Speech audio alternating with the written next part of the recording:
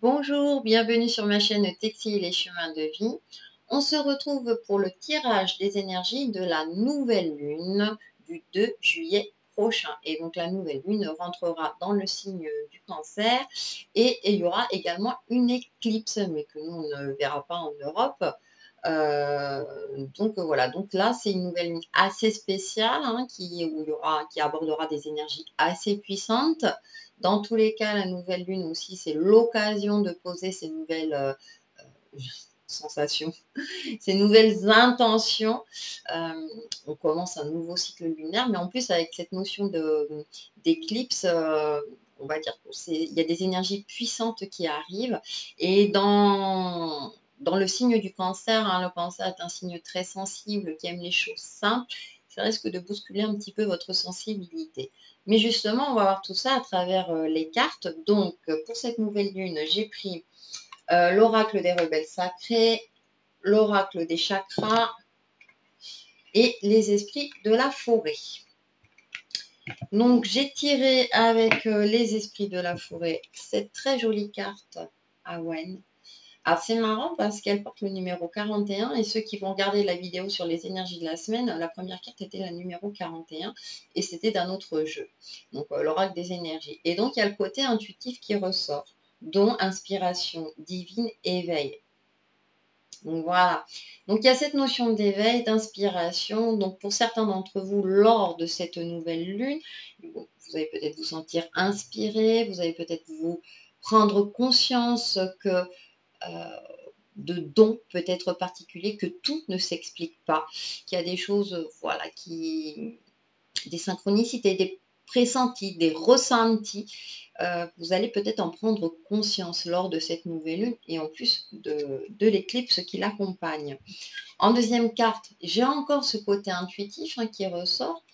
Donc, rêve, message, signe, symbole, guidance. Donc, si vous faites des rêves et que vous vous en rappelez, certainement qu'à ce moment-là, les rêves auront une signification particulière pour vous en tout cas. Vous savez que les rêves c'est assez personnel, donc à décrypter c'est pas toujours évident. Donc c'est à vous en fonction de votre expérience de vie, de votre vécu, de voir quel message veulent vous apporter vos rêves.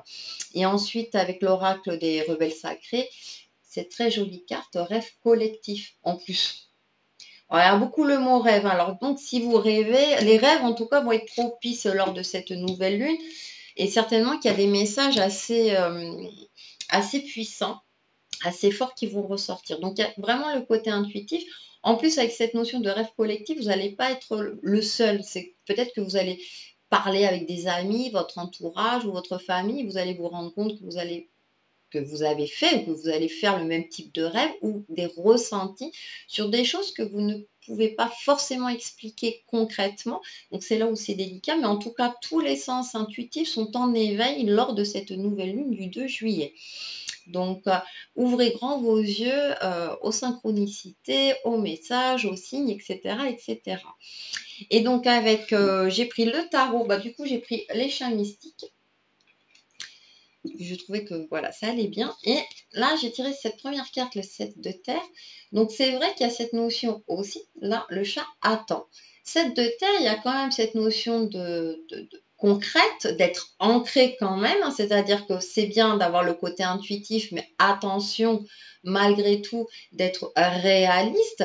Mais il y a cette notion d'attente. Il attend patiemment que sa proie, on va dire, le chat est un chasseur, est un félin qui chasse, sortent. Donc il y a cette notion de patience, d'attente, d'ouvrir les yeux.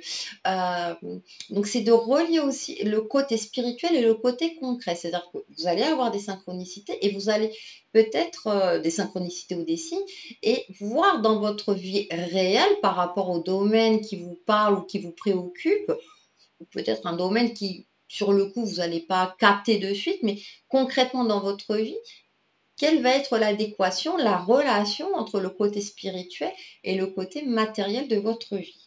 En deuxième carte, on a le 9 de terre. Donc voilà, ça rejoint ce que je dis, ça confirme ce que je dis, c'est-à-dire quelle est la relation avec cette abondance, on va dire, spirituelle, tous ces signes que vous allez recevoir ou ces ressentis, quelles conséquences donc sur votre vie terrestre. Donc il y a cette notion d'abondance. Hein, le chaton, là, bah voilà, il est, ou le chat, vit dans l'abondance, avec des fleurs.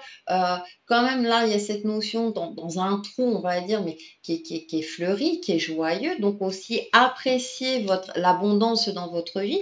Le chiffre 9, il y a quand même cette notion de fin de cycle ou d'apprécier tout ce que vous avez entrepris pour pouvoir entamer un nouveau cycle beaucoup plus sereinement, sur de bases nouvelles peut-être. Et c'est la Terre. Donc il y a quand même cette relation pour moi.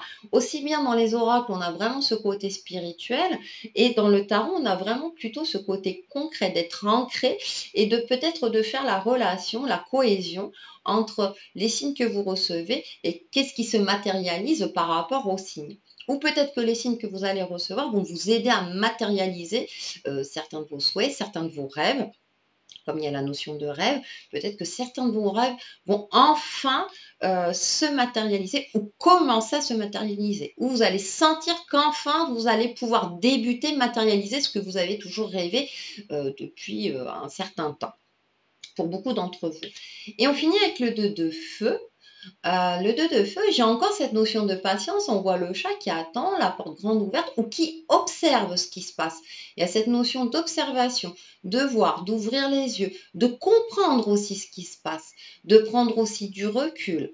Le 2, il y a cette notion de choix, de dualité et également de partenariat.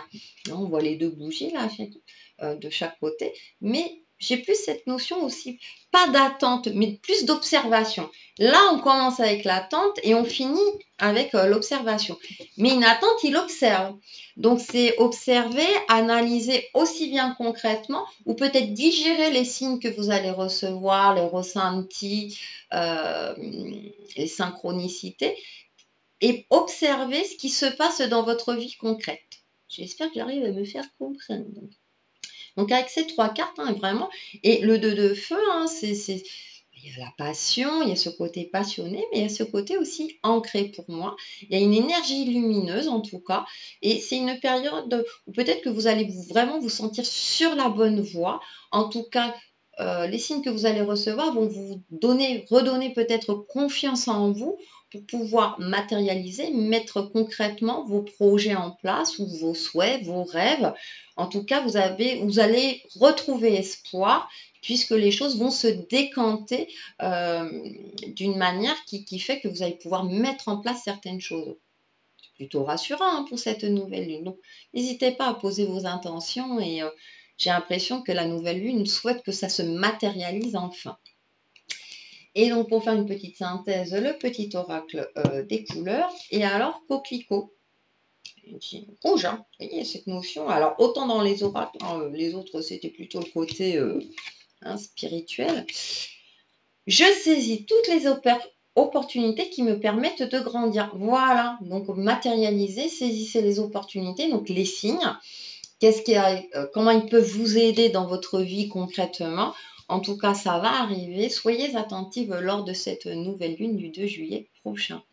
Voilà pour les énergies de la nouvelle lune et je vous dis à très très vite sur ma chaîne Texi et les chemins de vie. Bye bye!